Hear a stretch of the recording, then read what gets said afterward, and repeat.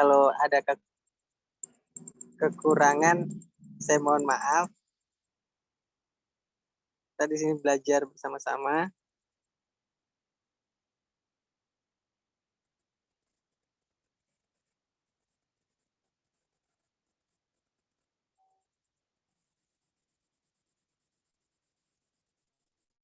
Kelihatan layar yang saya bagikan?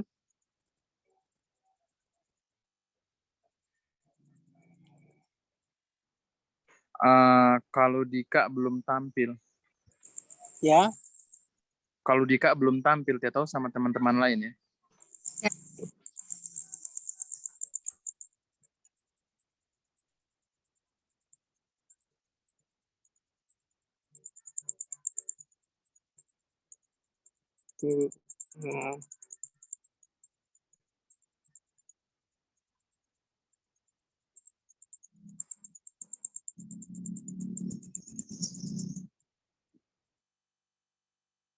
Kalau ini sudah.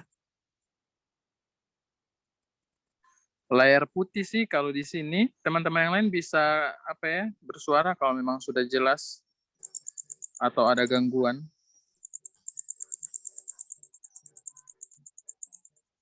Bagaimana Mbak bagikan layar ini, Kak?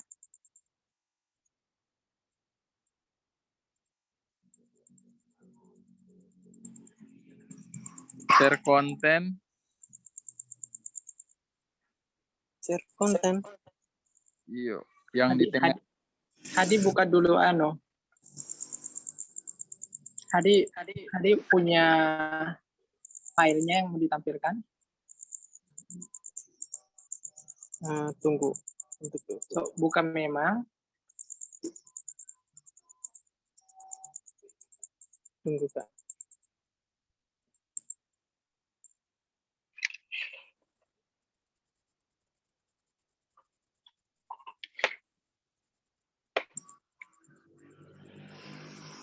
Setelah buka filenya, kembali ke Zoom.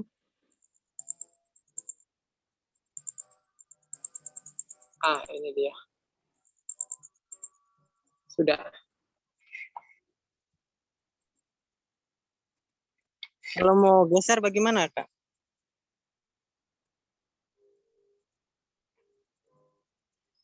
Nah, itu dia. Iya, oke. Teman-teman, sebelum kita langsung masuk ke dalam pembahasan yang di halaman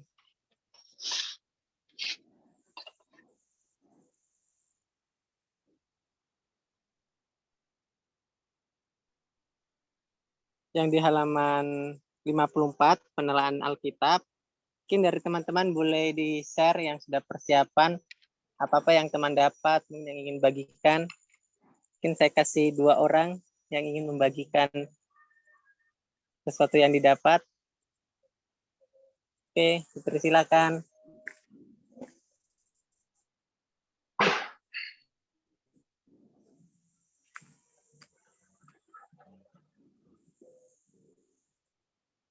Ada yang mau membagikan sesuatu yang didapat? Mungkin Stanley, Randy, Kak Merike, Butet.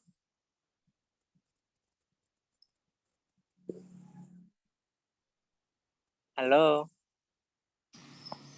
Ada dengar? Oh iya. Kalau belum ada, saya mungkin ya. Ini sih.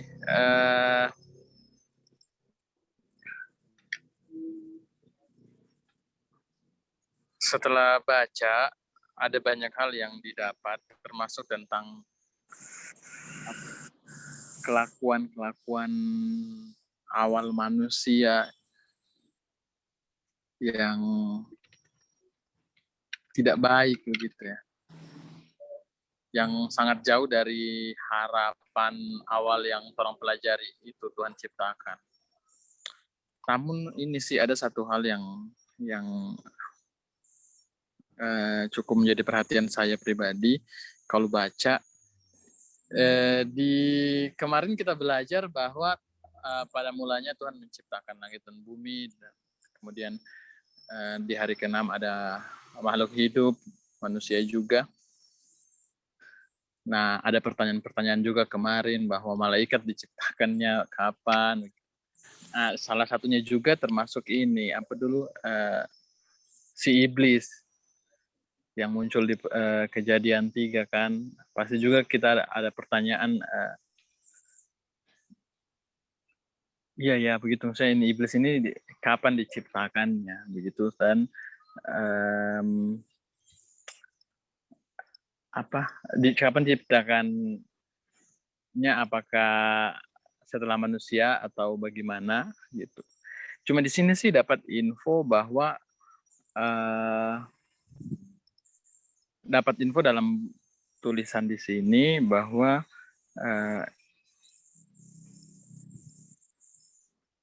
yang harus orang sih cuma ditekankan sini iblis ya ciptaan Tuhan begitu, dan tidak perlu orang cari tahu lebih apa yang tidak ingin disampaikan Alkitab begitu dibilang di sini, intinya sih saya dapat. Iya, oke, makasih Kak Ferdi. Kalau dari saya pribadi, jujur saya bersyukur sekali lewat pembekalan ini, lewat materi yang dibagikan, ada sesuatu baru yang saya dapatkan begitu, yang mungkin kalau hanya membaca saja mungkin ketika memahami sendiri Alkitab mungkin tidak saya dapatkan begitu, yaitu bahwa lewat kejatuhan manusia, kejatuhan dosa, manusia jatuh dalam dosa, semua hubungan itu menjadi rusak begitu, baik hubungan ke makhluk hidup bahkan ke sesama manusia begitu. Saya sebelumnya hanya berpikir dosa itu hanya merusak hubungan kita dengan Allah, tapi lewat materi yang telah saya baca bahwa dikatakan bahwa bukan hanya pada hubungan manusia dengan Allah, tapi hubungan manusia dengan alam yang tanah dikutuk menjadi oleh Allah begitu. Terus hubungan manusia dengan manusia, yaitu Adam dengan Hawa, yaitu setelah kejatuhan manusia dalam dosa, itu pertengkaran itu mulai terjadi gitu. Itu yang saya dapat dan saya ingin bagikan kepada teman-teman. Oke, mungkin ada lagi satu orang lagi yang bisa membagikan sesuatu yang didapat.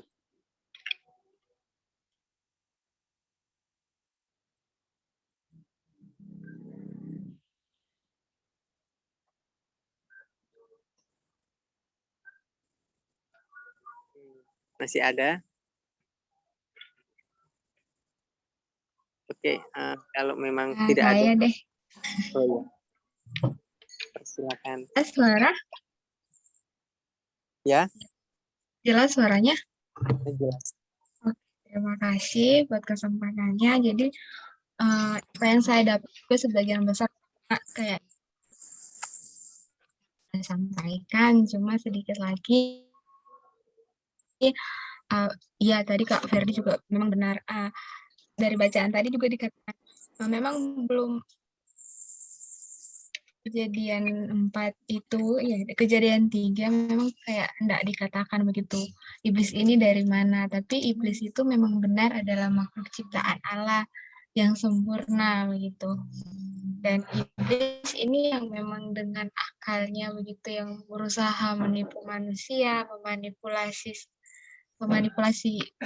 Hawa begitu, sehingga Hawa jatuh dalam dosa, dan dosa ini membuat hubungan yang ada itu menjadi rusak, tidak hanya hubungan dengan Allah, tapi hubungan dengan antara laki-laki dan perempuan, antara Adam dan Hawa, yang dikatakan di situ hubungan yang sebelumnya penuh dengan kasih, dengan rela berkorban, itu menjadi sebuah hubungan yang erat kaitannya dengan kepemimpinan yang keras gitu, dan perempuan harus tunduk. Kemudian antara manusia dengan ciptaan lain.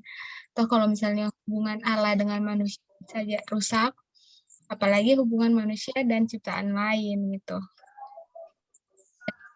Dikatakan kalau memang manusia itu mempunyai sifat dasar yang melarikan diri begitu untuk mementingkan diri sendiri. Tapi Allah walaupun tahu kita sudah berdosa, tapi Allah tetap itu mencari dan Hawa yang secara rohani begitu telah mati, dan mulai dari kejatuhan manusia di Taman Eden, mulailah berempetan gitu hukuman hukuman pada mereka yang sudah dikeluarkan dari Taman Eden, mulai dari kisah Kain dan Habel. Kemudian ada mortalitas, di situ dikatakan bahwa kematian itu akan terus terjadi pada manusia, walaupun mungkin pada zaman dahulu umur manusia lumayan panjang gitu, tapi tetap kematian itu ada gitu. Ya tinggal menunggu jasmani, kemudian ada dengan irba, Tuhan murka begitu dengan dosa yang terus menerus manusia lakukan, kemudian menang Babel.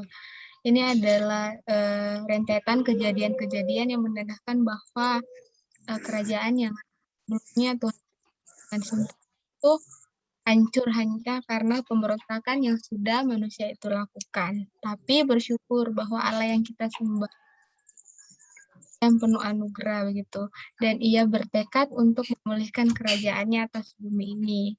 Walaupun manusia itu berusaha untuk memerintah dari kisah Babel, terlepas dari apapun Tuhan yang memegang kendali, Tuhan yang memerintah. Ia adalah Allah yang berdaulat bahkan saat manusia tidak menaatinya gitu. Kalau dipikir-pikir ya terlalu banyak dosa yang kita lakukan begitu, apalagi zaman Adam dan Hawa. Tidak ada alasan begitu untuk mempertahankan ciptaannya. Bahkan dikatakan di situ bahwa Allah menyesali penciptaan itu. Tuh. Tapi Allah dengan penuh kasih-Nya itu untuk memulihkannya kembali. Jadi,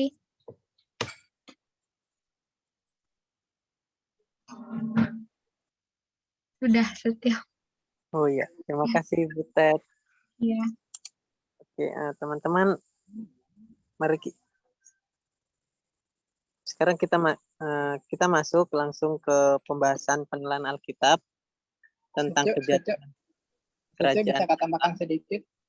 Oh ya, silakan Kak. Setio kembali ke halaman pertama di buku ini yang kau tampilkan. Oke itu.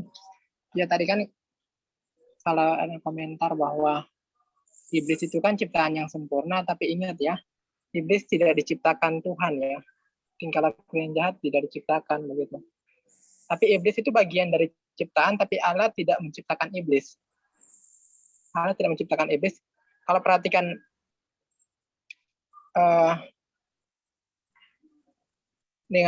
yang ada kalimat itu, dengan demikian iblis adalah makhluk ciptaan. Memang makhluk ciptaan, tapi Allah tidak menciptakan iblis. Maksudnya dengan sikap jahatnya seperti itu. Soalnya kalau sambungan ayat kalimat berikutnya harus tetap diingat nyambung dengan kalimat yang sebelumnya. Ia adalah bagian dari ciptaan awal yang sempurna begitu. Tetapi kemudian ia memberontak terhadap Allah. Jadi kasih cuma jangan sampai orang bilang bahwa Allah itu menciptakan iblis nanti dengan gayanya yang jahat atau apa. Ya tetap kan mungkin terang tidak mungkin percaya begitu. Tetapi jangan sampai orang-orang lain juga yang mendengar ketika terang bercerita, orang akan salah mengerti begitu. Yang terang tahu bahwa iblis itu bagian dari ciptaan Tuhan dan ciptaan yang sempurna sebelumnya, tetapi bagi ciptaan yang memberontak. Saya tidak tahu ketika memberontak itu baru disebut iblis, kemungkinan seperti itu. Cuma itu saja sih yang Kak coba tambahkan. Oke, silakan. Terima kasih Kak.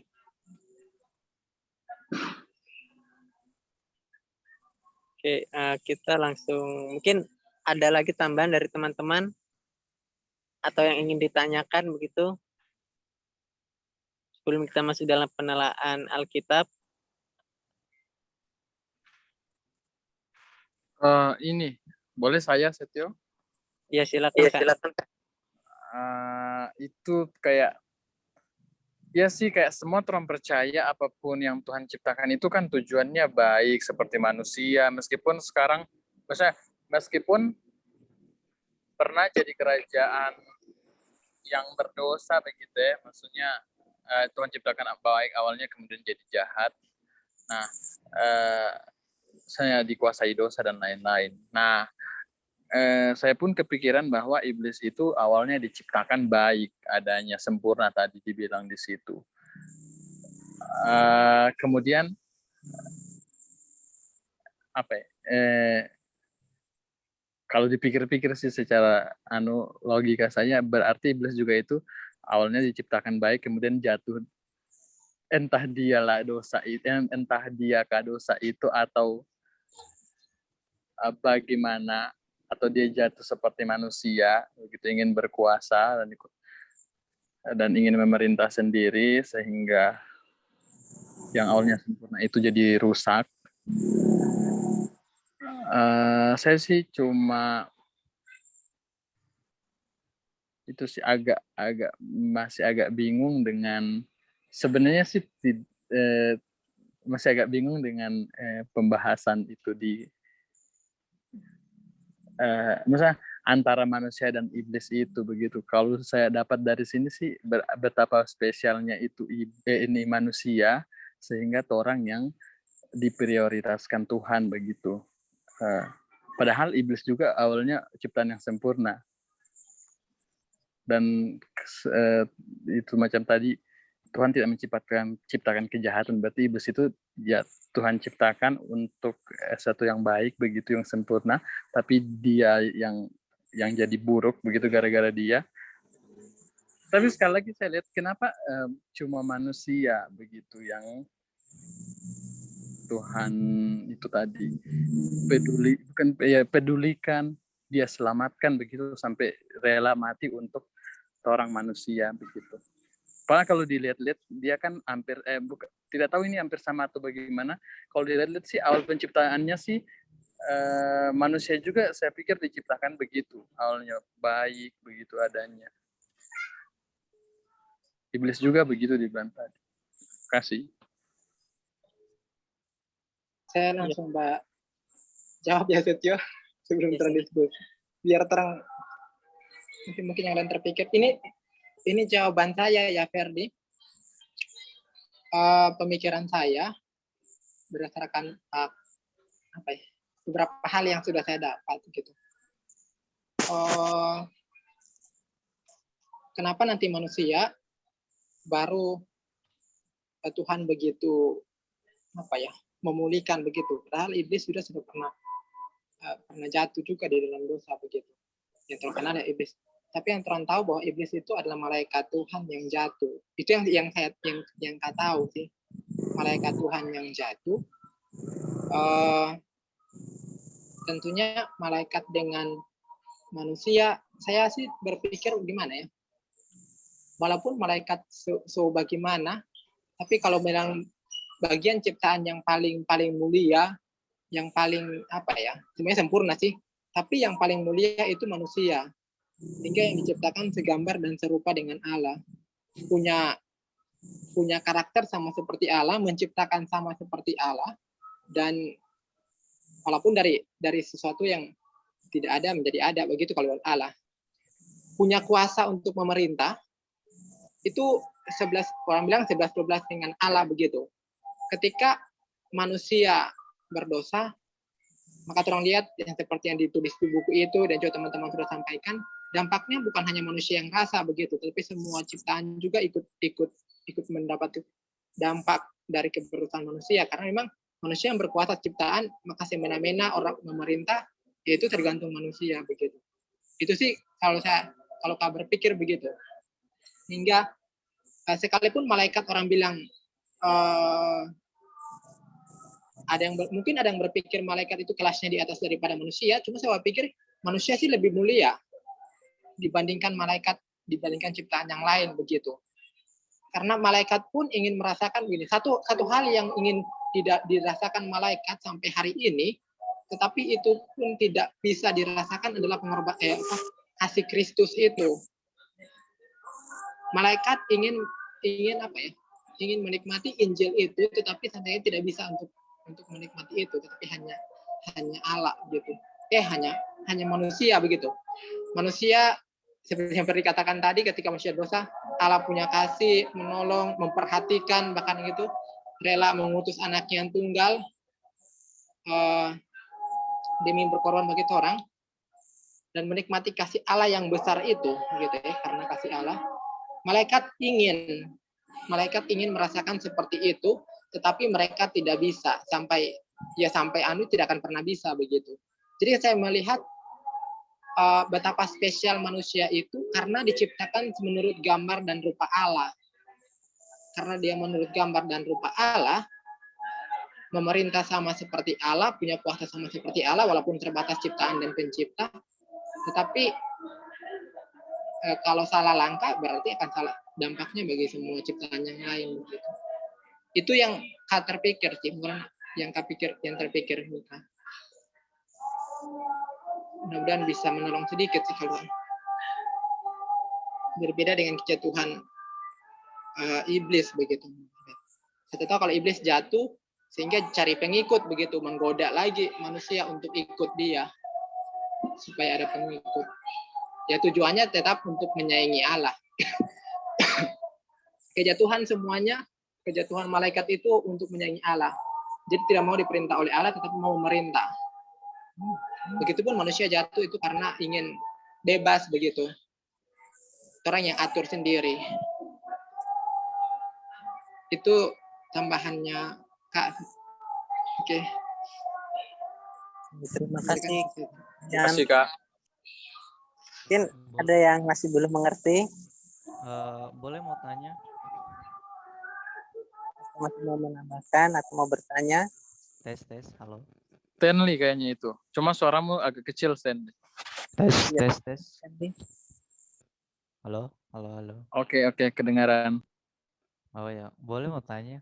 Kan di Keluaran 4 ayat 21 itu yang ayat 21b itu yang menjelaskan tentang tetapi aku mengeraskan hatinya sehingga ia tidak membiarkan bangsa itu pergi. Boleh mau tanya itu kenapa itu mengeraskan hati Firaun supaya bangsa itu tidak pergi? Halo?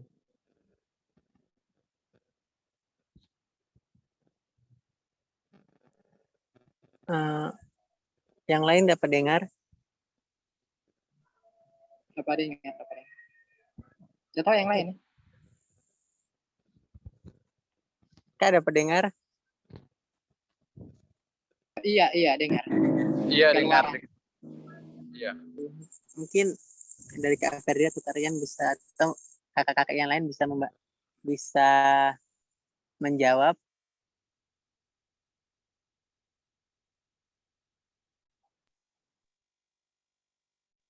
Kalau kalian suka jawab. Ini sebenarnya akan dibahas juga di pembahasan berikutnya, tapi setelah Abraham, karena akan masuk ke topik berikutnya.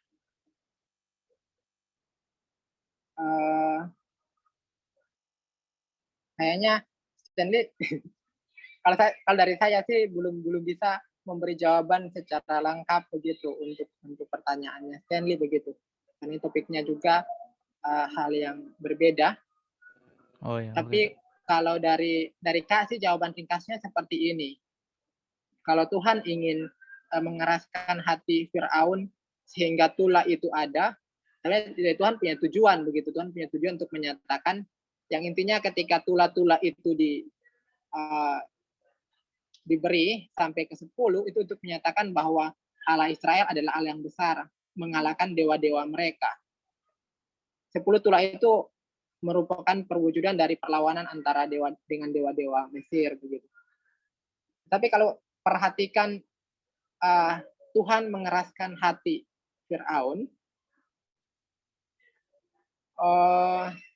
ya Tuhan sebenarnya Tuhan punya tujuan sih untuk menyatakan ada waktunya untuk menyatakan bahwa Tuhan adalah Allah satu-satunya, begitu, Allah yang hidup.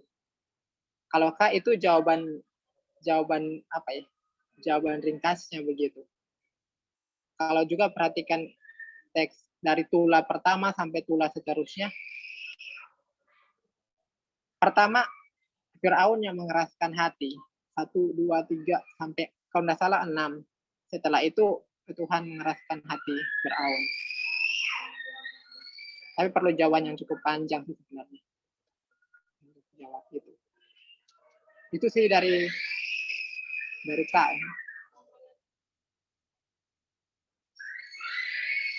Oke, terima kasih Kak Rian. Mungkin ada yang mau kasih tambahan Kak Ferdi, Kak Merike, atau Kak Aldi,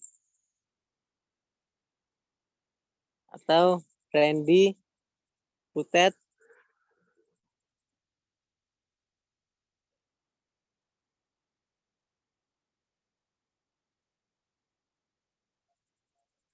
Oke, kalau tidak ada, mungkin semoga bisa diterima sama Stanley. Ini kita masuk dalam penelaan Alkitab. Selanjutnya penelaan Alkitab, yaitu di sini dalam penelaan Alkitab dibagi menjadi 5 bagian. Yang pertama belajar tentang si ular, terus dosa, terus rasa malu, terus hukuman, dan juru selamat. Oke, yang pertama mari kita belajar sama-sama tentang si ular atau si iblis itu. Kita buka dalam Kejadian 3 ayat 1 sampai 5.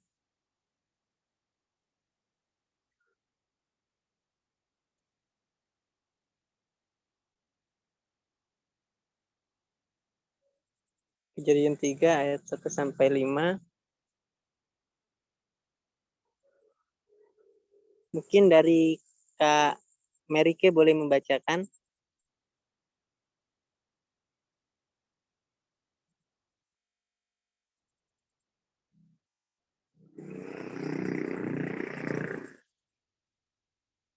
Halo?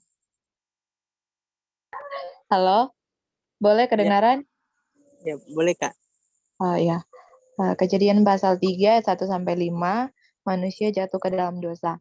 Adapun ular ialah yang paling cerdik dari segala binatang di darat yang dijadikan oleh Tuhan Allah.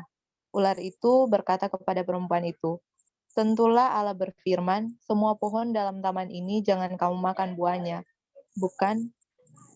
Lalu sahut perempuan itu kepada ular itu, "Buah pohon-pohonan dalam taman ini boleh kami makan, tetapi tentang buah pohon yang ada di tengah-tengah taman, Allah berfirman, jangan kamu makan ataupun raba buah itu, nanti kamu mati."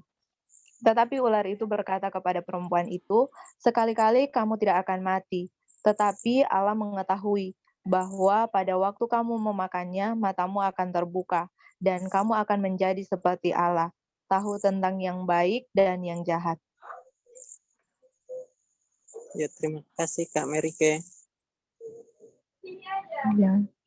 Selanjutnya kita akan belajar bersama menjawab pertanyaan yang ada di buku ini. Itu yang pertama, taktik apa yang digunakan si ular untuk menggoda Hawa?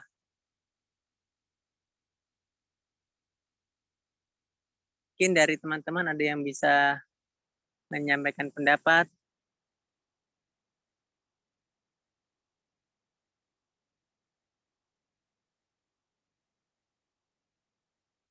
Taktik apa yang digunakan? Boleh saya, Adi? Ya, silakan. Baik, terima kasih. Kalau menurut saya dari hasil bacaan yang saya baca itu taktik apa yang digunakan ular? Ular ini kayak memutar kayak apa ya? Macam bak kompor begitu ya. Kayak memutarbalikkan apa yang Tuhan katakan begitu. Dia kayak lebih-lebihkan apa yang Tuhan katakan untuk memancing manusia itu supaya dorang melanggar apa yang menjadi perintah Tuhan. Begitu. Jadi kayak boleh saya jawab juga yang di ini, kayak di bagian yang kedua itu, bagaimana taktik tersebut digunakan iblis sekarang ini. Kayak macam sekarang tuh orang pakai kehidupan kayak misalkan ada teman, ini bukan teman sih, kayak orang mau sebenarnya kayak orang bermasalah dengan trompet teman. Terus kayak ada suara-suara iblis begitu yang bilang kayak dia itu bersalah. Jadi kamu tak usah minta maaf, dia yang bersalah, jadi yang harus minta maaf sama orang. Jadi kayak ada apa ya, pikiran-pikiran begitu yang membuat orang itu merasa orang itu benar, sementara pada kenyataannya orang di posisi yang salah begitu. Kayak ada suatu kenyataan yang kayak iblis itu memprovokasi begitu orang berpikiran, atau dengan kalau misalkan di konteks ini dia kayak memutarbalikkan apa yang Tuhan tuh katakan, dia bilang jangan makan begitu. Tapi si iblis dia bilang, kan Tuhan bilang jangan makan buah yang satu pohon itu, tapi iblis bilang semua pohon yang ada di situ jangan kamu makan begitu. Kayak dia melebih-lebihkan apa yang Tuhan katakan begitu. Itu sih dari saya. Terima kasih. Oke, terima kasih Kak Mary Kay.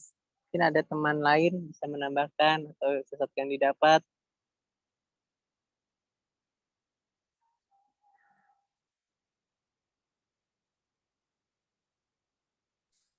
Ya, kalau belum ada dari saya, boleh silakan. Setio? Silakan Kak. Iya, saya sepakat sih dengan mereka. Kalau saya lihat juga bahwa iblis ini menggunakan hal-hal yang paling dipercayai manusia. Seperti saya yakin waktu itu ya begini, manusia waktu itu sangat percaya dengan perintahnya Tuhan. Artinya mereka pegang teguh gitu. Sekarang juga ada begitu, orang sangat percaya dengan Alkitab begitu. Namun iblis sering memutarbalikkan apa yang orang percaya itu, gitu, macam Erike bilang. Intinya orang biasa salah arti, salah mengartikan maksudnya Tuhan begitu. Nah, dalam kasus ini itulah menurut saya taktik yang digunakan iblis begitu. Dia tidak menggunakan kata-katanya sendiri begitu atau perintahnya. Pokoknya dia menggunakan apa yang manusia sangat yakini begitu, yang menggerakkan manusia. Salah satunya tadi ya perintah dari Tuhan begitu. Jangan begini, jangan begini. Nah, pasti itu akan mempengaruhi manusia kan begitu. Tapi yang Merike bilang tadi, iblis justru membuat perintah itu lain maksudnya begitu. Menurut saya itu sih taktiknya. Di zaman sekarang pun begitu. Maksudnya kita sangat yakini bahwa Alkitab itu benar, tapi kadangkala kita salah memaknai begitu. Sehingga meskipun kita itu yang buat kita juga jatuh begitu, salah begitu. Karena saking kita yakin ya mungkin atau bagaimana ya. Menurut saya begitu kurang lebih. Terima kasih. Ya. Terima kasih Kak Ferdi. Mungkin saya juga sedikit menambahkan begitu. Mungkin saya setuju dengan Kak Ferdi, dengan Kak Merika mungkin sama begitu terus. Saya tambahan begitu yang saya dapatkan mungkin dalam buku PHB begitu, Mbak. Itu juga mengatakan bahwa terkadang waktu iblis itu menggunakan taktiknya atau caranya untuk mencoba kita, yaitu ya seperti yang dibilang Kak Ferdi tentang firman Tuhan begitu. Jadi ketika orang percaya begitu bahwa firman Tuhan, terus ada bisikan iblis, contohnya begini, bahwa dalam firman Tuhan itu mengatakan bahwa Allah itu adalah kasih begitu. Jadi ketika orang melakukan dosa, melakukan apapun, Tuhan akan mengampuni kita. Terus ada yang saya juga dapat begitu, bahwa sekali percaya maka engkau akan selamat. Jadi iblis melalui firman-firman itu mungkin contoh kepada diri saya begitu, bahwa menunjukkan bahwa meskipun kita berbuat dosa sebanyak mungkin atau apa, tetapi karena kita percaya maka kita pun akan selamat begitu. Jadi kita seenaknya begitu untuk melakukan dosa, melakukan kesalahan, melanggar perintah Tuhan gitu. Oke. Mungkin itu dari saya. Mungkin selanjutnya kita akan Yang pertanyaan yang kedua, ya mungkin dari teman-teman yang lain bisa menambahkan mungkin yang bagaimana taktik tersebut digunakan iblis sekarang ini, zaman zaman sekarang begitu. Mungkin dari teman-teman yang lain ingin men-sharingkan.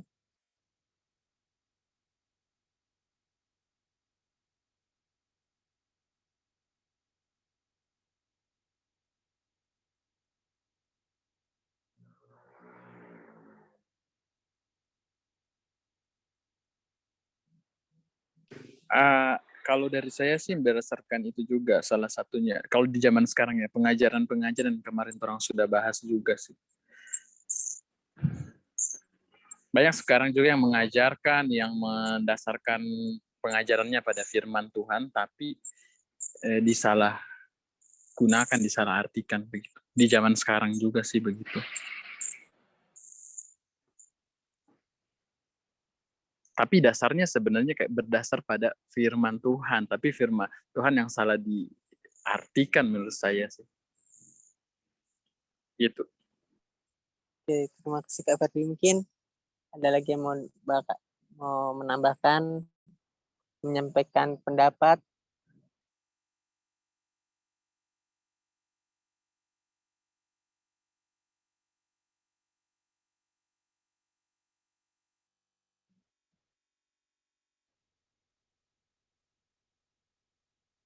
Oke, masih ada atau sudah tidak ada? Saya Setio boleh sedikit. Oh iya, silakan Kak. Dari bagian ini juga kalau saya pribadi belajar begini, bahwa ya bersyukur orang Tuhan ciptakan begitu, Tuhan berikan hikmat begitu, sehingga yang tadi sih untuk menangkal si iblis yang tadi yang sering memutarbalikkan fakta atau sering mensalahartikan itu sih salah satu yang paling itu sih yang harusnya terang syukuri begitu. Dan implikasinya apa ya, itulah itu spesialnya orang bisa menelaah dulu begitu, cari-cari bukti apapun yang dikatakan begitu oleh itu iblis. Saya kepikiran sih kurang tahu sih bagaimana saya gambaran zaman dulu apa ya, perlawanan manusia dan iblis. Yang saya yakin kan itu kalau di dalam cerita tidak langsung percaya katanya iblis, tapi saking kuatnya itu rayuan iblis, lama kelamaan saya percaya begitu. Nah, sangat disayangkan kalau orang sebagai orang Kristen menurut saya pribadi juga, bahwa baru digoda satu kali langsung jatuh begitu. Padahal diciptakan dengan akal dan pikiran yang sempurna begitu. Kalau Adam dan Hawa kan manusia pertama itu kan pas digoda iblis, meskipun jatuh ya, tapi dorong juga masih menurut saya masih gunakan itu tadi hikmat untuk mengkonfirmasi betul yang ini iblis bilang-bilangin, meskipun pada ujungnya jatuh begitu. Orang masih membantah begitu, menyampaikan firman-firman yang ada. Itu sih salah satu yang saya syukuri juga dari bagian ini, bahwa bersyukur orang diciptakan dengan itu kondisi begitu, sehingga di zaman sekarang kalau ada pun yang pengajaran-pengajaran ataupun apapun itu yang hasutan dari iblis, orang bisa itu andalkan Roh Kudus dan juga apa yang Tuhan titipkan bagi orang, salah satunya hikmat begitu.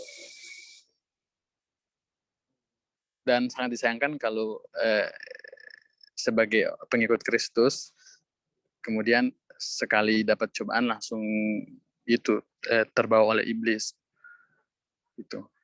Minimal lah tidak tahu ya, meskipun tuntutannya sangat besar, tapi menurut saya minimal lah gunakan yang tadi yang Tuhan berikan untuk orang menyaring juga, menelaah dan lain-lain.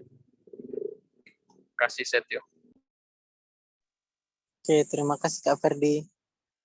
Mungkin ada yang lain mau menambahkan sebelum kita lanjut ke pertanyaan berikutnya.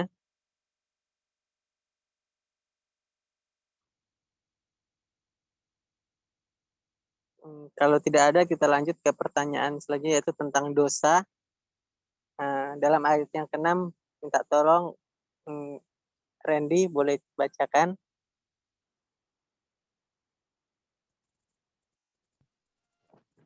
Oke, Kejadian baik.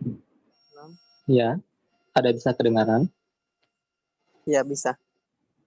Ya, Kejadian pasal 3 ayat yang ke-6 berkata, perempuan itu melihat bahwa buah pohon itu baik untuk dimakan dan sedap kelihatannya. Lagi pula pohon itu menarik hati karena memberi pengertian. Lalu ia mengambil dari buahnya dan dimakannya, dan diberikannya juga kepada suaminya yang bersama-sama dengan dia. Dan suaminya pun memakannya. Sekian, Setio. Terima kasih. Ya, terima kasih, Randy. Oke, kita masuk ke pertanyaannya. Apa tindakan salah yang dilakukan oleh Adam dan Hawa? Mungkin kita bisa jawab langsung dengan pertanyaan yang kedua. Dalam cara bagaimana kita bersalah karena melakukan dosa yang sama?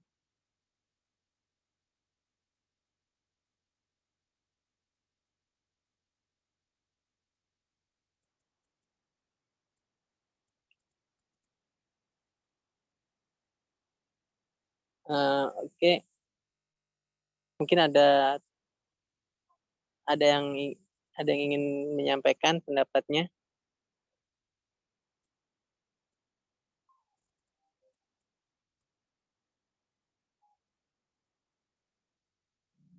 Kalau belum ada, saya akan menyampaikan yang saya dapatkan, yaitu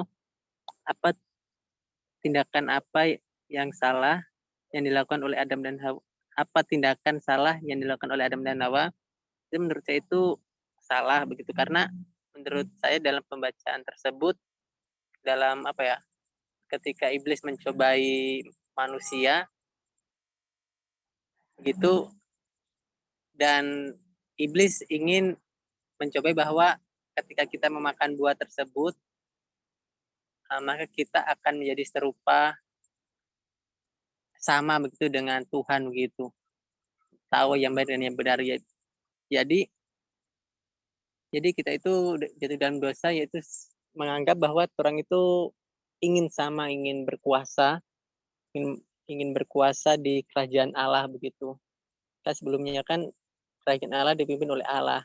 Terus karena cobaan dari iblis, jadi manusia itu tergoda untuk menjadi raja juga begitu. Ingin berkuasa, ingin tahu mana yang baik dan yang benar. Jadi begitu. Terus dalam cara bagaimana kita bersalah karena melakukan dosa yang sama, yaitu ketika Hawa begitu, menurut saya, ketika Hawa mengambilkan pertama yang memakan buah tersebut kan Hawa. Terus mungkin Hawa merasa enak dengan buah tersebut, maka ia memberikan kepada Adam begitu, si suaminya.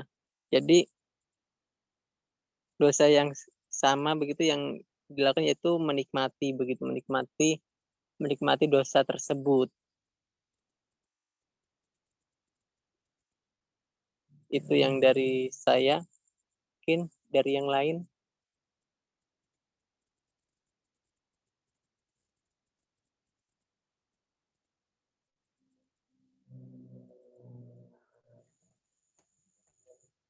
Nah, dari saya bisa tambahkan sedikit. Ya, silakan. Kalau dari saya sih, ini orang dua melanggar perintah atau aturan yang sudah Tuhan tetapkan sih, gitu. Jadi kan sudah ada larangan, tapi mereka tetap melanggar. Nah, kalau untuk sekarang ini, orang sudah ketahui bahwa kayak contohnya bahwa melakukan dosa itu salah, tapi karena orang ingin membenarkan diri, ya orang tunjukkan harus orang tetap kerjakan itu, kayak misalnya apa yang paling tidak dilihat oleh orang lain itu adalah misalnya nonton yang tidak harusnya orang tonton. Orang sudah tahu itu dosa, tapi orang tetap penasaran dan tetap melihat. Jadi orang kayak mengandalkan diri sendiri bahwa oke lah, Tuhan kan nanti ampuni gitu. Jadi orang tetap melanggar aturan yang seharusnya orang tidak kerjakan. Oke, itu saja. Ya, terima kasih Kak Binar. Oke, mungkin ada yang lain yang mau menambahkan? Saya boleh? Ya, silakan Butet.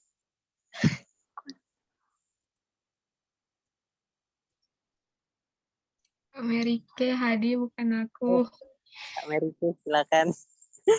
maaf, maaf, maaf. Fokus. Oke, Dang. Terima kasih ya. Kalau saya di sini, yang saya lihat di sini kan dia apa tindakan yang salah dilakukan oleh Adam dan Hawa. Di sini tindakannya pertama dimulai dari ini Hawa. Hawa itu dia so tahu kalau buah pohon itu tidak boleh dimakan toh. Tapi tindakan yang dia lakukan itu dia lihat begitu. Dia lihat terus dia kayak tertarik. Kayaknya nih bagus, maksudnya kelihatannya itu buah pohon itu bagus karena memberi pengertian begitu. Itu kan cuman kelihatannya begitu, bukan aslinya begitu, bukan yang sebenarnya. Jadi kayak yang saya lihat di sini Adam dan Hawa ini kayak dorang itu hampir kayak kompromi sama dosa, kayak memperbolehkan di saat-saat tertentu dosa itu boleh masuk begitu. Jadi kayak dari dorang tidak menentang begitu, ini salah begitu. Jadi tidak perlu lagi ada percakapan dengan iblis. Di situ kayak macam orang masih melakukan percakapan sehingga dia pemikiran itu masih bisa dipengaruhi sama iblis ini begitu.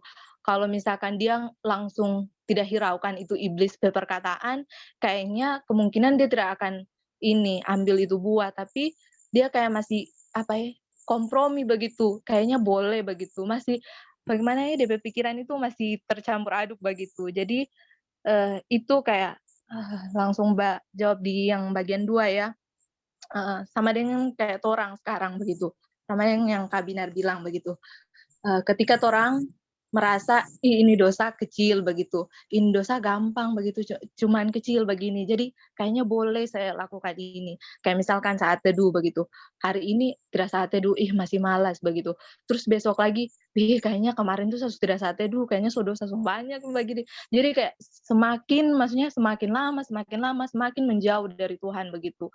Kayak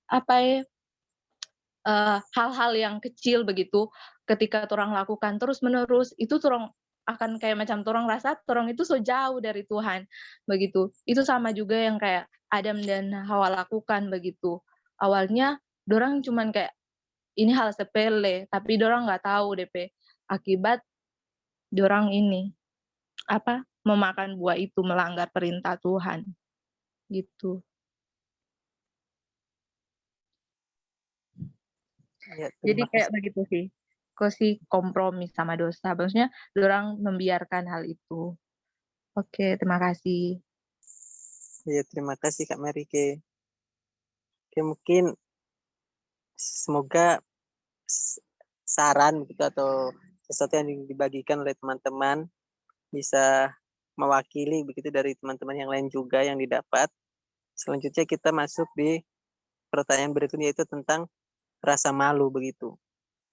Oke, minta tolong untuk Kak Aldi, si ada Kak Aldi, untuk membacakan ayat 7 sampai 13. Boleh. Kejadian 3 ayat 7 sampai 13. Oke. Kejadian 3 ayat 7. Maka terbukalah mata mereka berdua, dan mereka tahu bahwa mereka telanjang. Lalu mereka menyemat daun pohon ara dan membuat cawat. Ketika mereka mendengar bunyi langkah Tuhan Allah yang berjalan-jalan dalam taman itu pada waktu hari sejuk, bersembunyilah manusia dan istrinya itu terhadap Tuhan Allah di antara pohon-pohonan dalam taman. Tetapi Tuhan Allah memanggil manusia itu dan berfirman kepadanya, "Di manakah engkau?" Ia menjawab, "Ketika aku mendengar bahwa engkau ada dalam taman ini, aku menjadi takut, karena aku telanjang. Sebab itu aku sembunyi." Firman-Nya, "Siapakah yang memberitahukan kepadamu bahwa engkau telanjang? Apakah engkau makan dari buah pohon yang kularang engkau makan itu?" Manusia itu menjawab, "Perempuan yang kau tempatkan di sisiku, dialah yang memberi dari buah pohon itu kepadaku, maka aku makan." Kemudian berfirmanlah Tuhan Allah kepada perempuan itu, "Apakah yang telah kau perbuat ini?" Jawab perempuan itu, "Ular itu yang memperdayakan aku, maka aku makan." Oke, terima kasih Kaldi. Oke. Mungkin dari teman-teman ada yang didapat begitu yang ingin disampaikan.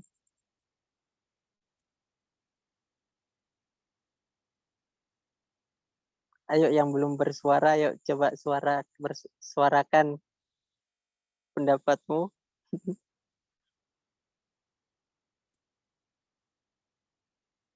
Hubungan, ya pertanyaannya, apakah dampak langsung dari dosa Adam dan Hawa terhadap hubungan mereka dengan Allah? Dan yang kedua,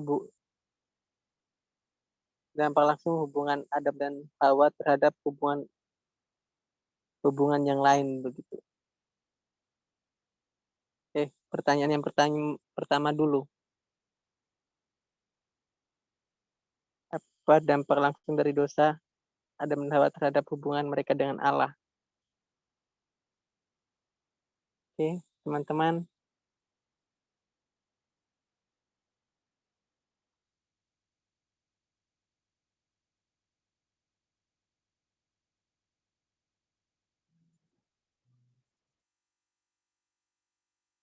Kalau belum ada begitu, saya akan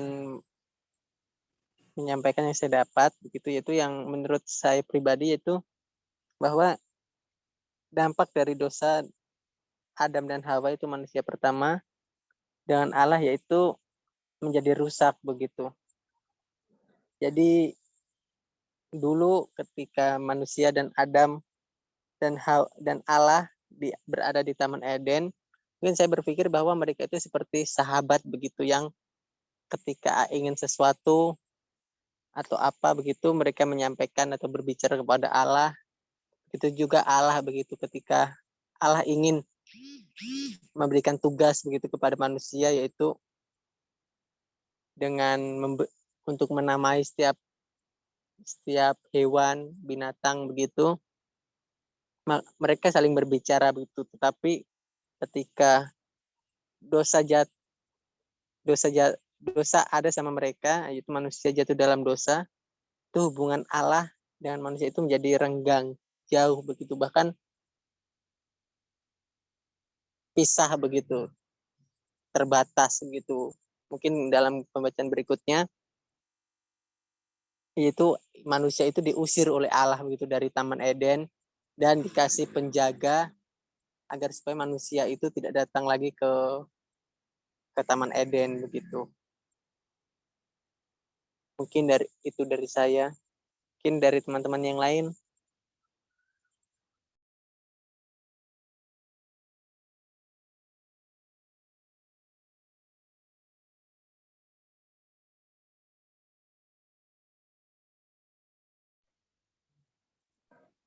Ya, kalau belum ada dari saya, boleh Setio? Ya, silakan Kak. Ya, kalau dari saya, ya sepakat sih. Hubungan Allah dengan manusia rusak gara-gara ya tadi dosa Adam dan Hawa, ya, manusia pertama. Kalau saya mengibaratkan manusia ini seperti begitu, kayak tidak tahu, orang bilang bahasa kasarnya tidak tahu diri lah begitu. So dikasih hal-hal yang baik, tapi balasannya begitu. Kayak ingin orang bilang menusuk dari belakang, ingin menyaingi Allah, dibilang di situ juga. Apa ya? Kalau zaman sekarang sih saya ilustrasikan begini, hubungannya mereka itu sebenarnya awalnya seperti kalau zaman sekarang mungkin orang orang punya sahabat dekat sekali begitu. Nah, ketika orang hianati itu sahabat dekat, rasa malu tadi itu mungkin kayak kita ini kayak tidak tahu diri ya begitu, teman sebaik itu begitu kalau kita, meskipun ada keegoisan dalam hati kayak tidak mau mengakui begitu atau menyalahkan dari pihak sebelah. Saya kepikirannya kurang lebih mungkin begitu, setelah saya pikir-pikir ya begitu, sehingga mereka merasa malu begitu. Saya kurang tahu apakah memang itu maksudnya Tuhan itu memang benar-benar telanjang itu sampai orang malu, atau bagaimana. Tapi kalau secara ditulis memang ya mereka malu gara-gara mereka tahu mereka telanjang. Tapi kalau saya lihat juga bahwa dorang itu malu waktu itu gara-gara ini kayak tadi kasusnya tadi, coba teman-teman punya teman dekat sekali, kemudian orang kayak buat mengecewakan dorang atau mengkhianati dorang lah, orang bilang kan menusuk dari belakang misalnya. Kayak mau ketemu dorang itu orang kayak rasa malu sekali begitu. Terus kayak begitu sih kurang lebih. Nah, bayangkan itu hubungan Allah dengan manusia zaman dulu lebih dari sahabat akrab menurut saya sih. Sehingga kalau dikhianati lah pasti ya Tuhan sangat kecewa, marah begitu. Dan dari segi manusia pasti sangat malu begitu ya. Sangat dia pikir ya, kenapa kita begini ya, begitu kita hianati begitu Tuhan. Kayak ada rasa malu begitu, Tuhan sebaik itu kita menurut saya begitu kurang lebih sih, dari hubungan yang awalnya akrab sekali sampai hubungan yang rusak tadi. Itu Setio, tambahan sedikit, silakan Setio. Ya, terima kasih Kak Ferdi. Mungkin dari yang lain sebelum kita lanjut ke pertanyaan berikutnya.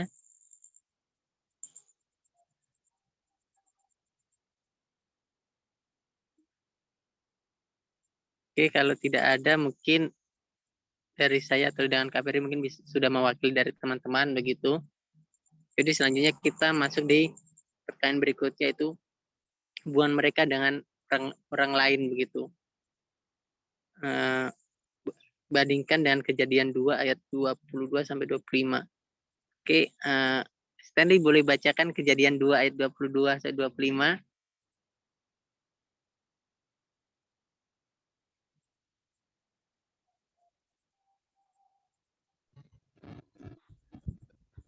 Kejadian 2 ayat 22 sampai 25. Dan dari rusuk yang diambil Tuhan Allah dari manusia itu dibangunlah seorang perempuan, lalu dibawanya kepada manusia itu. Lalu berkatalah manusia itu, inilah tulang dari tulangku dan daging dari daging. Ia akan dinamai perempuan sebab ia diambil dari laki-laki. Sebab itu seorang lagi akan meninggalkan ayahnya dan ibunya dan bersatu dengan istrinya, sehingga keduanya menjadi satu daging. Mereka keduanya telanjang, manusia dan istrinya, tetapi mereka tidak merasa malu.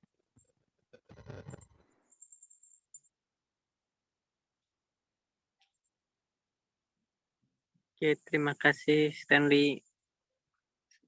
Oke, pertanyaannya hubungan mereka dengan orang lain gitu. Jadi setelah kejatuhan dosa, hubungan mereka begitu mungkin dengan Adam dan Hawa bagaimana begitu. Mungkin dari teman-teman bisa menyampaikan pendapatnya. Mungkin hubungan Adam dan Hawa setelah jatuh dalam dosa mereka menjadi bagaimana, dari sebelumnya bagaimana dan sekarang bagaimana.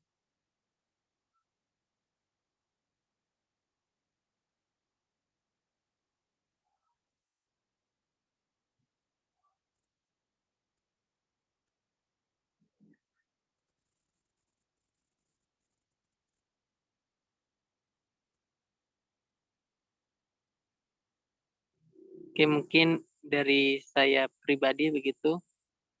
Untuk saya gitu hubungan mereka yang sebelumnya mungkin seperti dibilang Butet tadi, yaitu hubungan yang pertama kasih begitu, yang ada sama mereka itu kasih, saling mengasihi. Ini ketika Adam melihat Hawa pertama kalinya, bahwa Hawa langsung mengatakan bahwa inilah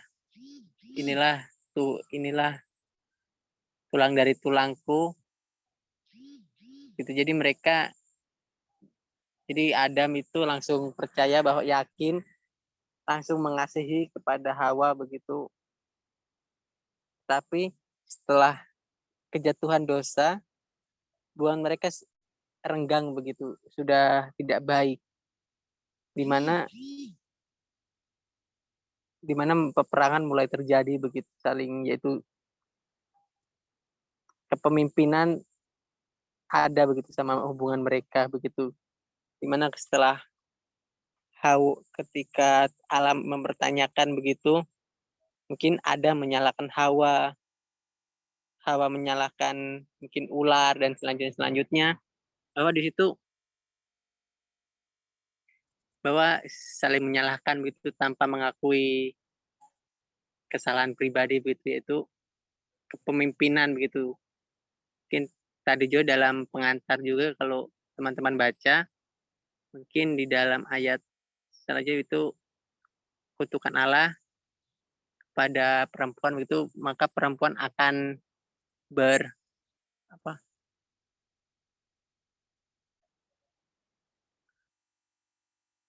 ber apa tadi?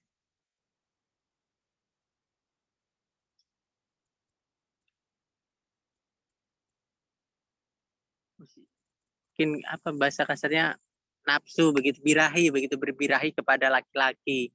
Jadi laki-laki berkuasa kepada perempuan begitu. Tapi ada di pihak lain begitu dalam pengantar tadi mengatakan kata birahi begitu mengartikan bahwa entah perempuan harus ada di bawah laki-laki begitu, laki-laki memimpin, atau mungkin perempuanlah yang ingin yang ingin sesuai yang dia mau begitu. Itu yang saya dapat dari teman-teman lain.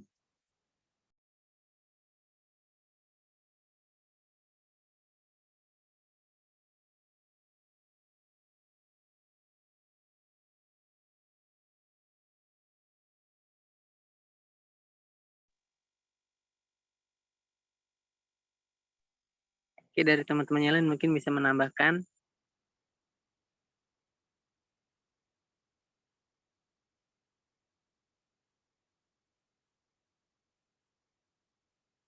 Iya, jika belum ada, boleh saya sedikit, Setio?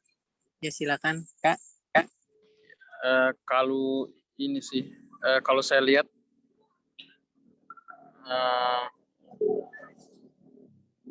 awal kejatuhannya manusia itu, kalau saya lihat itu bukan, menurut saya bukan karena tunduk sama ular begitu. Kalau sama Tuhan sudah pasti mereka tunduk ya. Tapi mereka tidak tunduk sama ular waktu meskipun ular so bilang begini. Tapi awalnya yang buat mereka masuk, artinya ular tidak kalau di situ saya lihat ular tidak berkuasa, iblis tidak berkuasa buat orang ke dalam dosa, tapi keinginannya orang sendiri sih. Waktu kalau Tuhan yang bilang, mereka kan langsung tunduk begitu tanpa banyak begitu bantahan-bantahan. Nah, waktu itu ular bilang itu mereka tidak langsung tunduk, tapi setelah orang berpikir waktu itu mungkin kayaknya ini terlihat enak dan sedap dipandang, lagi pula ini akan, menurut saya itu yang mereka tunduk sama keinginan mereka saat itu sih, sehingga itu yang membuat hubungan dengan Tuhan rusak, hubungan dengan sesama juga rusak, karena setiap manusia kayak tunduk sama keinginannya masing-masing begitu, tanpa memerdulikan yang lain begitu. Yang diutamakan dulu saya begitu. Nah, itulah mulai, kalau saya lihat dari situ, itulah mulai hubungan yang dengan orang lain juga rusak begitu. Ketika diminta pertanggungjawabkan pun itu dari Tuhan, terlihat di situ bahwa tidak ada yang mau disalahkan begitu. Tunjuk ini, tunjuk sana begitu. Tidak mau mengakui. Ya, di situ sih kayak mereka memang kelihatan tunduk sama keinginannya mereka sendiri. Saya inginnya begini begitu. Saya inginnya berkuasa, mungkin saya ingin tahu tentang ini begini. Kayaknya ini menarik dan tadi begitu sih. Jadi menurut saya tadi itu sih yang saya dapat, bahwa memang benar sih iblis tidak berkuasa untuk buat orang tapi menurut saya begitu, tapi orang sendiri, keinginan orang sendiri yang jadi orang yang memutuskan mau pilih ke dalam dosa atau tidak. Iblis hanya sebatas menggoda begitu, yang memutuskan orang itu kehendak bebasnya orang. Nah, itu dari keinginan yang tadi yang mulai terpikir kayaknya enak juga ya begini jadi begini dan kayaknya tidak enak juga ya disalahkan dan begini dan sebagainya, sehingga itu yang merusak hubungan dengan sesama. Kalau saya lihat sih, jadi memang betul-betul rusak gara-gara itu masing-masing kita punya kepentingan masing-masing. Kalau kurang lebih begitu sih. Saya mementingkan diri saya sendiri, ingin begini, ingin begitu, tidak ingin diatur orang lain. Padahal kita hidup dengan ciptaan yang lain begitu. Tapi orang mementingkan kepentingan sendiri. Nah itu yang menurut saya buat itu hubungan dengan yang lain rusak. Termasuk Adam dengan Hawa pun saling menyalahkan terlihat di sini. Karena masing-masing tidak mau disalahkan ya, mementingkan diri masing-masing.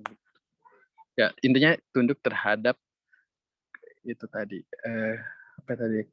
kepentingan, tunduk terhadap keinginan dagingnya orang gitu. Terima kasih.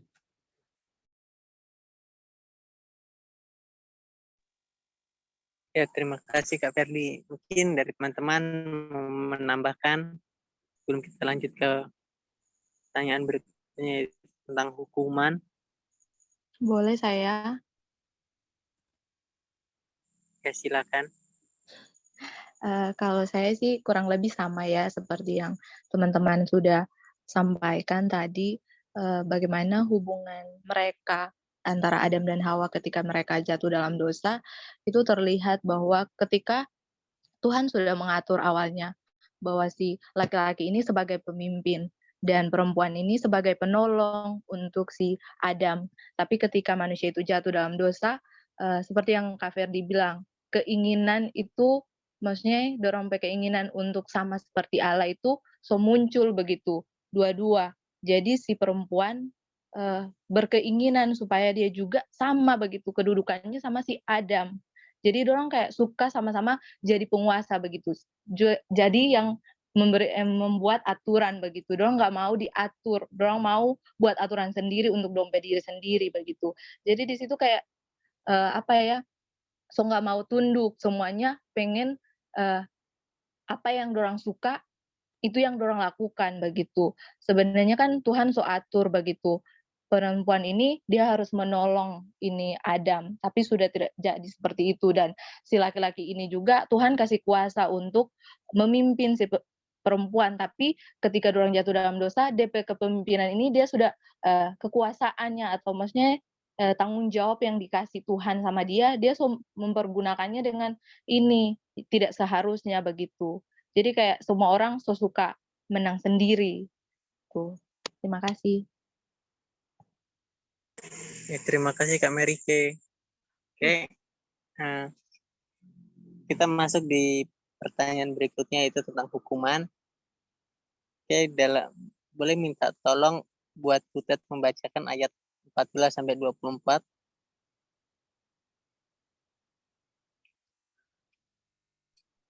Saya setir. Iya. Kejadian ya ayat yang ke-14, Kejadian 3 ayat yang ke-14. Lalu berfirmanlah Tuhan Allah kepada ular itu, karena engkau berbuat demikian, terkutuklah engkau di antara segala ternak dan di antara segala binatang hutan. Dengan perut mula engkau akan menjalar, dan debu tanahlah akan kau makan seumur hidupmu. Aku akan mengadakan permusuhan antara engkau dan perempuan ini, antara keturunanmu dan keturunannya. Keturunannya akan meremukkan kepalamu, dan engkau akan meremukkan tumitnya. Firman-Nya kepada perempuan itu, susah payahmu waktu mengandung akan kubuat sangat banyak. Dengan kesakitan engkau akan melahirkan anakmu, namun engkau akan berahi kepada suamimu, dan ia akan berkuasa atasmu. Lalu firman-Nya kepada manusia itu, karena engkau mendengarkan perkataan dan memakan dari buah pohon yang telah kuperintahkan kepadamu, jangan makan daripadanya, maka terkutuklah tanah karena engkau. Dengan bersusah payah engkau akan mencari rezekimu dari tanah seumur hidupmu. Semak duri dan rumput akan dihasilkannya bagimu, dan tumbuh-tumbuhan di padang akan menjadi makananmu. Dengan berpeluh engkau akan mencari makananmu, sampai engkau kembali lagi menjadi tanah. Karena dari situlah engkau diambil, sebab engkau debu dan engkau akan kembali menjadi debu. Manusia itu memberi nama Hawa kepada istrinya, sebab dialah yang menjadi ibu semua yang hidup. Dan Tuhan Allah membuat pakaian dari kulit binatang untuk manusia dan untuk istrinya itu, lalu mengenakannya kepada mereka. Berfirmanlah Tuhan Allah, sesungguhnya manusia itu telah menjadi seperti salah satu dari kita. Kita tahu tentang yang baik dan yang jahat. Maka sekarang jangan sampai ia mengulurkan tangannya dan mengambil pula dari buah pohon kehidupan itu dan memakannya, sehingga ia hidup untuk selama-lamanya. Lalu Tuhan Allah mengusir dia dari Taman Eden, supaya ia mengusahakan tanah dari mana ia diambil. Ia menghalau manusia itu, dan di sebelah timur Taman Eden ditempatkannya lah beberapa kerut dengan pedang yang bernyala-nyala dan menyambar-nyambar untuk menjauh jalan ke pohon kehidupan. Ya, terima kasih Bu Ted. Oke, kita masuk pertanyaan berikutnya, yaitu apa arti hukuman Allah bagi ular itu?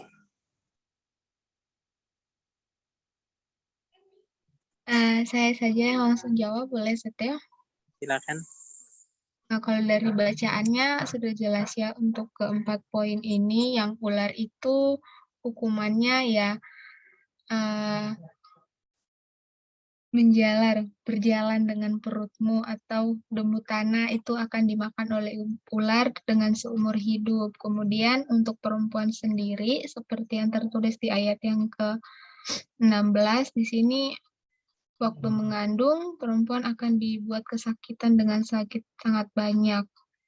Kemudian akan melahirkan anak.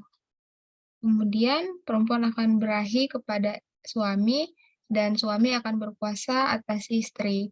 Kemudian untuk laki-laki itu juga yang ke-17, 18, dan ke-19 di sini hukumannya yaitu dengan bersusah payah engkau akan mencari rezeki.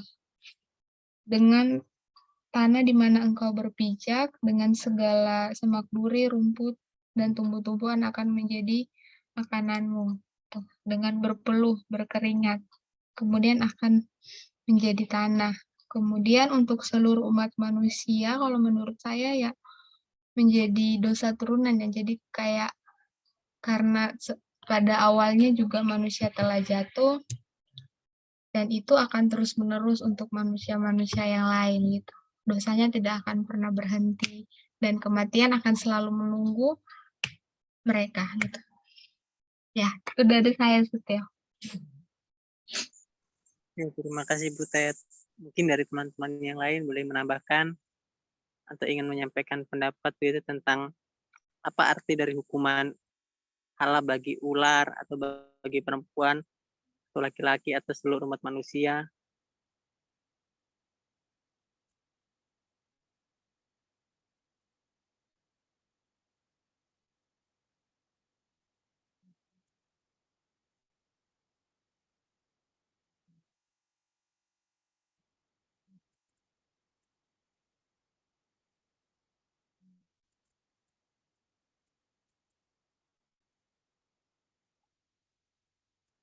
Nah, kalau memang belum ada dari teman-teman, dari saya bisa menyampaikan begitu arti hukuman bagi Allah, hukuman bagi ular, perempuan, laki-laki, atau seluruh umat manusia. Di sini merangkum bahwa setelah manusia jatuh ke dalam dosa, hukuman yang diberikan Allah yaitu kepada manusia itu pertama, yang orang tahu bahwa kerajaan Allah kan pertama menjadi runtuh begitu, jatuh begitu. Jadi hubungan Allah dengan manusia tidak baik, bahkan dengan manusia dengan semua makhluk hidup sama juga tidak baik. Jadi arti hukuman Allah bagi kita begitu seluruh umat manusia itu kita merasakan bahwa ketika orang dikasihi oleh Allah begitu dibuat enak di Taman Eden, ketika ingin makan maka tinggal memetik segala macam apa yang kita butuhkan di Taman Eden ada begitu, Allah sudah sediakan. Tapi ketika itu semua belum cukup bagi kita, bagi manusia, bagi Adam dan Hawa, dia ingin seperti Allah begitu, tahu tentang yang baik dan yang buruk begitu. Jadi setelah itu yang saya dapat, Allah itu menghukum manusia, bahwa kasih Allah yang pertama mungkin yang saya dapat itu kasih Allah itu dikurangi istilahnya. Jadi Tuhan ingin memberitahu kepada kita begitu, ketika kita manusia begitu, Adam dan Hawa dan keturunan sampai kita hidup tanpa kasih Allah begitu, tentang yaitu untuk bekerja segala macam begitu, ketika semuanya itu diusahakan dengan diri sendiri begitu. Jadi ketika Allah menyediakan segala macam hal yang dibutuhkan, manusia tidak puas, maka Allah membuat begitu, bahwa ingin menyampaikan bahwa coba begitu, istilahnya kalau kata-katanya ya, coba kamu usaha sendiri begitu, tanpa harus saya beri dengan cuma-cuma, karena setelah saya kasih cuma-cuma, kamu tidak bersyukur, tidak berterima kasih, istilahnya begitu.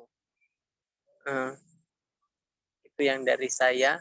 Mungkin dari teman-teman yang lain bisa menambahkan, ingin menyampaikan pendapatnya begitu. Ya, sedikit Setio dari saya. Ya Kak, silakan. Kalau dari saya yang saya dapatkan bahwa hukuman dari Tuhan ya saya rangkum untuk semua ya. Sepertinya yang semua, ular, manusia juga, hukumannya adalah binasa sih. Kebinasaan. Sangat sulit sekali hidup yang akhirnya harus manusia jalani. Sangat sulit juga melahirkan dan lain-lain.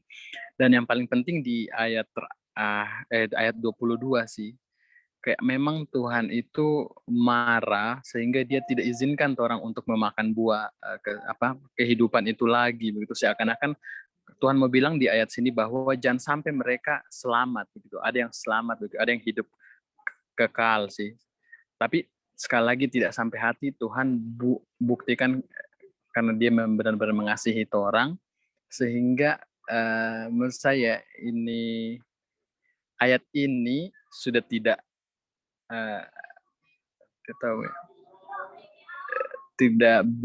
bukan tidak berlaku ya, tapi bagaimana, kayak saking Tuhan mengasihi orang sampai dia turun dan selamatkan orang. Intinya saya mau bilang bahwa ini orang kayak hukumannya untuk semua itu adalah binasa begitu, kebinasaan, kesulitan dan semuanya. Bahkan yang sampai Tuhan bilang jangan sampai jangan sampai ia mengulurkan tangannya dan mengambil pula dari bawah pohon kehidupan itu dan memakannya sehingga ia hidup untuk selama-lamanya.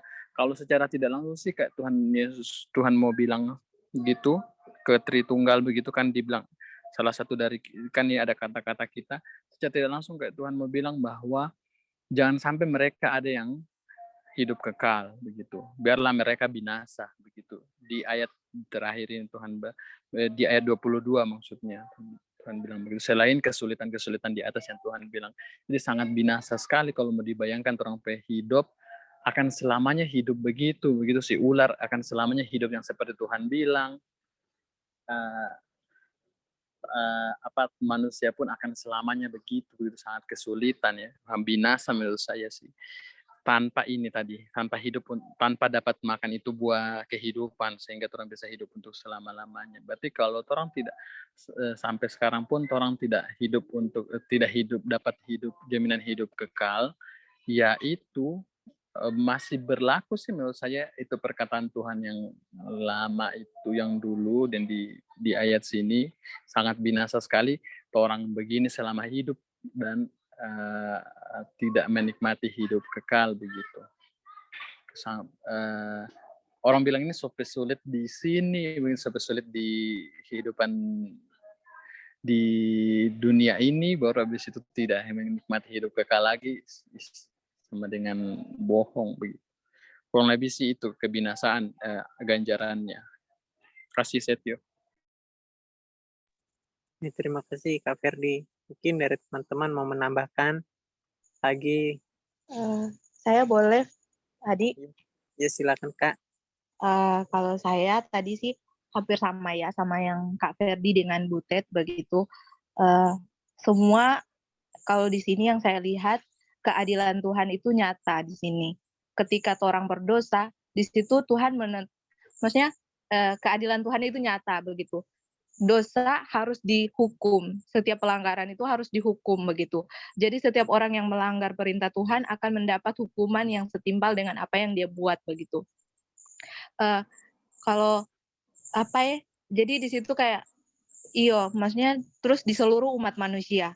Nah, ketika maksudnya keturunannya Adam dan Hawa ini lahir begitu, ketika dorang juga melanggar perintah Tuhan, otomatis dorang akan dihukum begitu. Ketika dorang melakukan dosa, hukumannya adalah kebinasaan macam yang Kak Ferdi bilang. Tetapi kasih Tuhan itu besar begitu. Tuhan mau menolong begitu manusia melalui Yesus Kristus. Ketika orang percaya, otomatis orang selamat begitu, memiliki hidup yang kekal. Kenapa Tuhan? Kalau saya berpikir, kenapa Tuhan nggak kasih makan saja itu buah waktu itu? Kayaknya kalau misalkan Tuhan kasih makan langsung, kayak manusia ini apa ya? Kayak ngelunjak begitu. Dia baru jatuh dalam dosa, tapi tidak kayak macam kalau orang macam siswa begitu ya, orang lakukan kesalahan dan itu kesalahan tidak dikasih tahu begitu, tidak diajar yang benar begitu, yang ini salah begitu, ditegur begitu, dorang akan hidup dalam kesalahan begitu. Tapi ketika Tuhan kasih tahu DP keadilan, ketika kamu lakukan kesalahan ini, saya akan tegur kamu karena ini salah begitu, ini yang benar begitu. Teguran Tuhan begitu itu memberikan kayak apa ya, DP teguran itu memberikan kayak dampak sama orang begitu. Apa yang orang akan terima ketika orang lakukan dosa begitu. Tapi Tuhan memberikan jalan begitu. Gimana caranya orang bisa selamat dengan percaya kepada Yesus, bukan dengan makan buah itu begitu. Itu sih dari saya. Terima kasih. Ya, terima kasih Kak Merike. Mungkin dari yang lain begitu sebelum kita masuk di pertanyaan terakhir begitu tentang juru selamat, mungkin dari teman-teman ada yang mau menambahkan, ingin menyampaikan begitu pendapat. Oh iya, Setio, kalau mau masuk di nanti juru selamat itu juga kayaknya Karian sudah menjawab ya tentang itu karya keselamatan tadi. Teman-teman yang lain ingin menjawab juga yang bagian atas maupun yang bagian juru selamat juga mungkin bisa ya. Terang akan tutup di jam 20.10. Ya, silakan Setio. Ya, terima kasih Kak. Setio, ya. boleh saya bertanya? Ya, boleh. Pas bahas tentang ini tuh, di situ kan ada ular, perempuan, laki-laki, seluruh umat manusia. Nah, waktu di pertemuan lalu itu kan ketika Tuhan memulihkan begitu, Tuhan memulihkan seluruhnya, seluruh ciptaan begitu. Apakah yang ini ular ini ular asli atau ular iblis sih? Kira-kira dia dipulihkan atau dia diselamatkan atau dia binasa tetap dia ini? Ular Indosiar ini. Terima kasih, itu pertanyaanku. Oh iya, terima kasih Kak Merike. Mungkin dari teman-teman atau Kak Ferdi, Kak Rian mungkin bisa mewakili menjawab, atau dari teman-teman bisa menyampaikan pendapatnya, dipersilakan.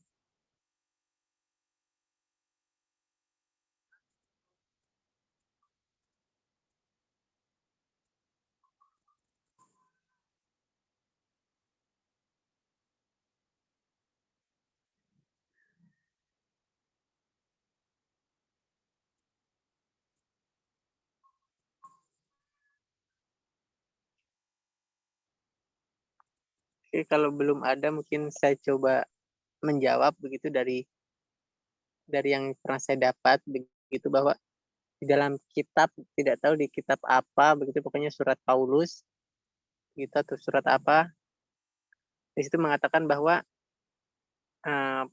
kedudukan Allah begitu, malaikat dengan manusia begitu. Bahwa yang saya dapat pribadi, bahwa di situ mengatakan ketika manusia jatuh ke dalam dosa, maka Allah menebus manusia, mengangkat dari dosa. Tetapi ketika malaikat, mungkin karena iblis termasuk dalam malaikat, begitu Allah tidak angkat begitu. Nah, alasannya kenapa saya kurang tahu. Mungkin yang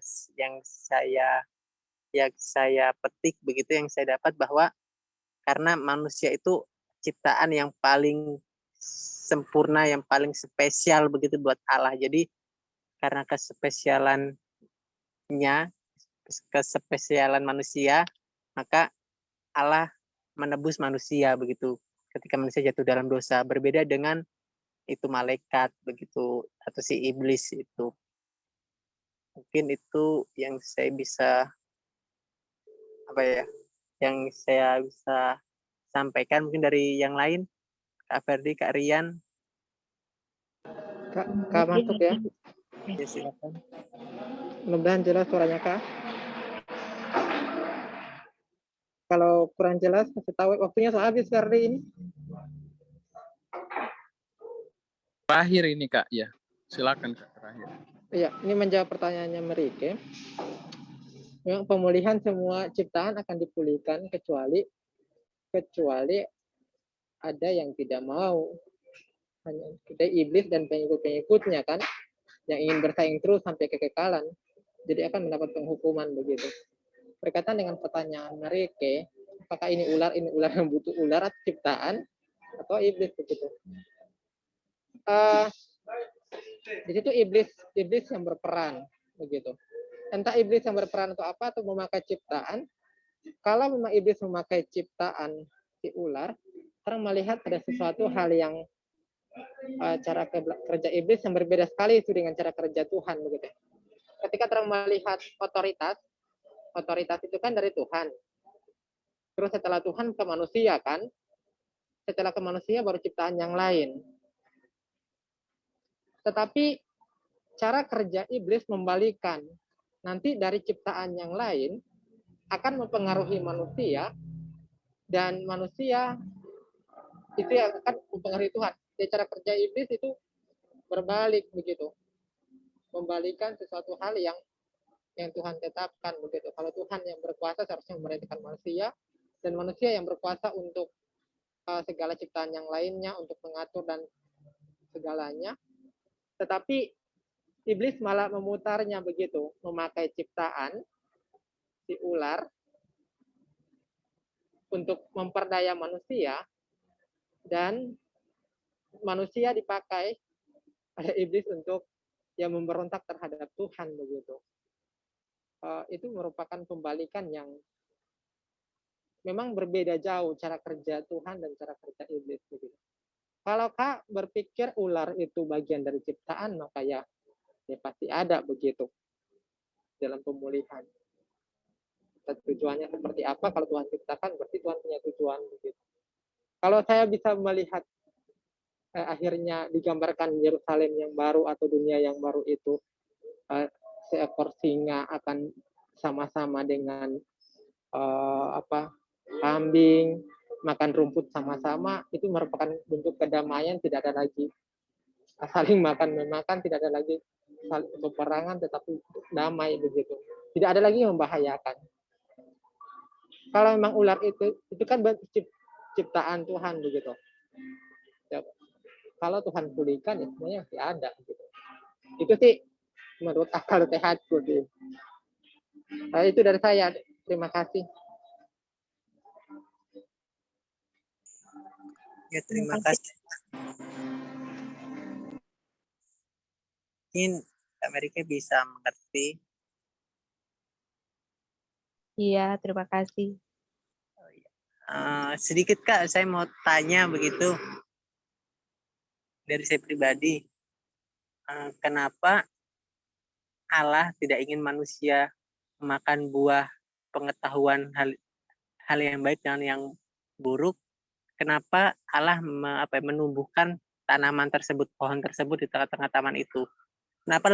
Kenapa tidak lebih bagus Allah tidak menumbuhkan tanaman tersebut? Jadi pengetahuan hal yang baik dan yang buruk hanya Allah saja begitu yang tahu.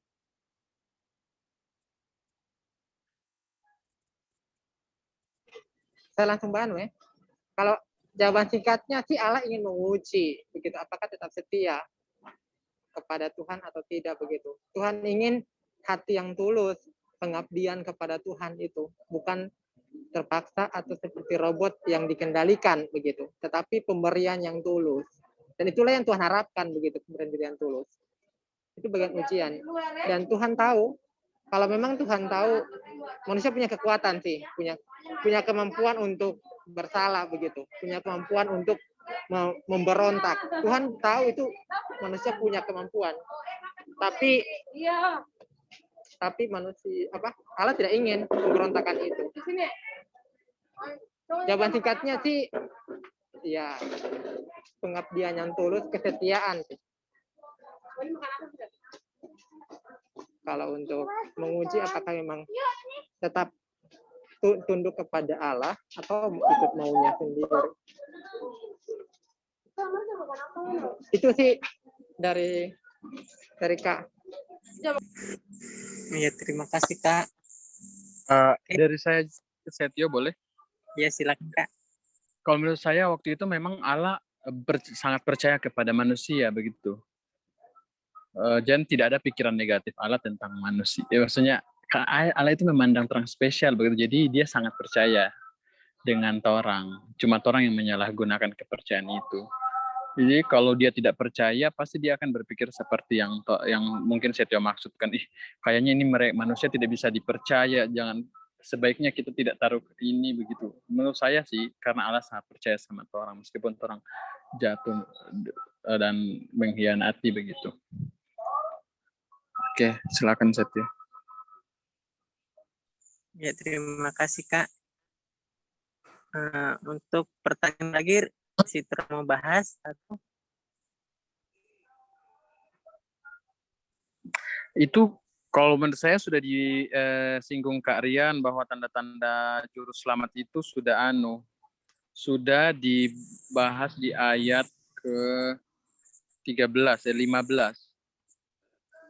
Itu yang keturunan manusia akan meremukan keturunan kepala ular, keturunan ular, dan keturunan ular akan meremukan tumitnya keturunan manusia. Ya itu sudah maksudnya Yesus Kristus itu akan datang meremukan si iblis.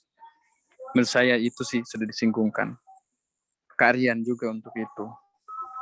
Jadi mungkin pertanyaannya bisa berlanjut di grup lagi karena teman-teman yang lain mungkin punya aktivitas juga, dan bisa kita akhiri saja Setio. Tapi terbuka tetap pertanyaan di grup. Oh ya, terima kasih Kak. Oke teman-teman, terima kasih sebelumnya yang telah mengikuti dari awal sampai saat ini yang sudah berakhir. Terima kasih, semoga sesuatu yang kita dapatkan saat ini tidak lalu begitu saja. Semoga selalu kita ingat dalam perjalanan hidup kita. Terima kasih. Saya kembalikan ke Kak Ferdi. Iya, oke. Terima kasih teman-teman. Mohon maaf karena waktunya kita lewat dari yang sudah kita sepakati. Kiranya dapat dimaklumi. Saat ini Tuhan akan tentukan siapa yang akan memimpin berikutnya. Saya pakai ini saja kalau bisa. Ini mohon direspon kalau ada share screen yang muncul sama teman-teman.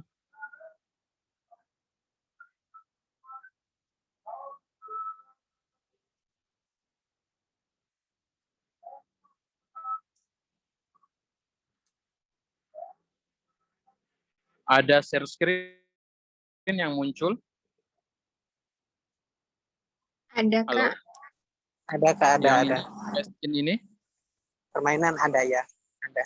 Oh iya, tentukan di sini saja supaya adil begitu.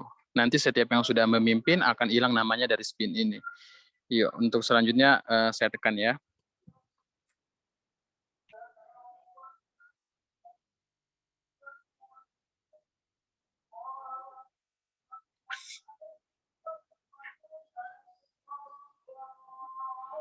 Ya, selanjutnya mohon kesediaan Butet yang pimpin. Sudah lihat ya? Iya, Kak. Oke, makasih. Orang akan tutup dalam doa. Mohon kesediaan dari apa tadi yang belum baca ya?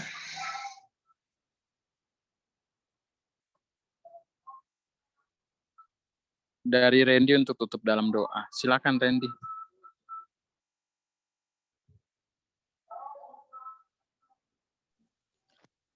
Oke, baik. Selamat malam. Ya, sebelum kita mengakhiri pertemuan, mari kita satu dalam doa, kita berdoa.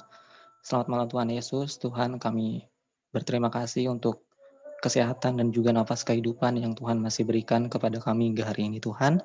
Dan juga kami berterima kasih Tuhan untuk waktu yang Tuhan masih berikan.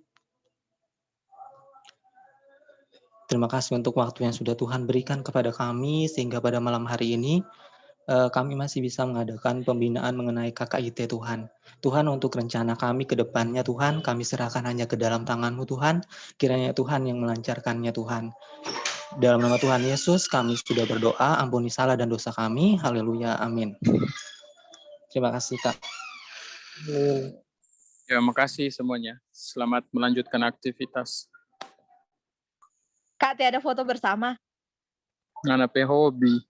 Yuk, Kak, dokumentasi sabantar Bika ini berdosa.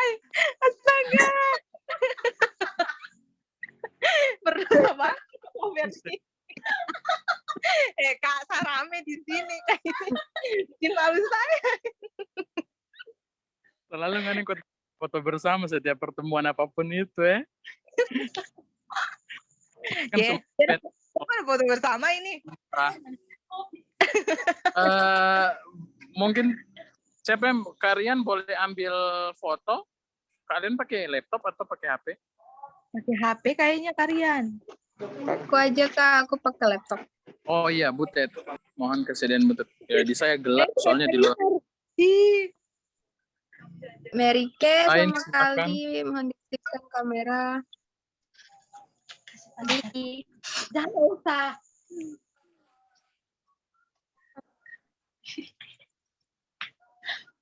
Ya.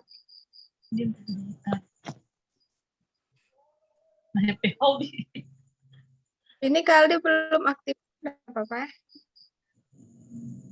Tidak apa-apa sih. Mungkin belum foto atau bagaimana. Sudah. Lagi berselin. Sudah, Kak. Makasih. Jaringan. Ini Ya, cover. ya. Oke, thank you semuanya. Makasih semuanya. Kasih Kak. Yo, makasih Aldi. Makasih Kak Rian, Butet, Randy. Setio, makasih Sobat Pimpin.